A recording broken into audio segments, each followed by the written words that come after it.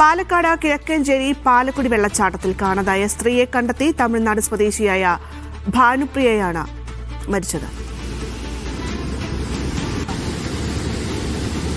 സലാം ചേരുന്നുണ്ട് വിശദാംശങ്ങളുമായി. സലാം, ഇവർക്കായുള്ള തെരച്ചിൽ ഊർജിതമായിരുന്നു, പക്ഷേ അത് ഫലം കണ്ടില്ല. ഇപ്പോൾ മൃതദേഹം കണ്ടെത്തിയിരിക്കുന്നു അല്ലേ?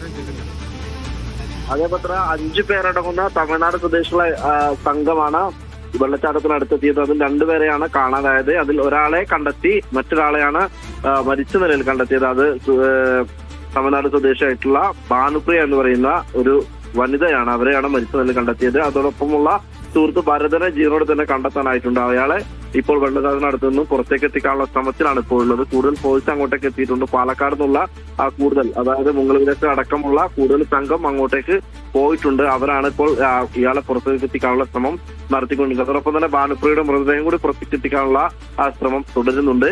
ഭാനുപ്രിയെ കണ്ടെത്തിയത് വെള്ളച്ചാട്ടത്തിന് ഏതാണ്ട് 300 അടി താഴെയാണ്. മറ്റേ ഭരതൻ മുകളിൽ തന്നെയാണ് ഉണ്ടായിരുന്നത്. അയാളെ അവിടെ നിന്ന് തന്നെ ജീവനോടെ രക്ഷിക്കാനായി ഭാനുപ്രിയെ താഴെ, അതായത് 300 അടി താഴെ, വെള്ളച്ചാട്ടത്തിന് താഴെ നിന്നാണ് മൃതദേഹം ഭാനുപ്രിയയുടെ കണ്ടെത്തിയത്. ശരി, സലാം.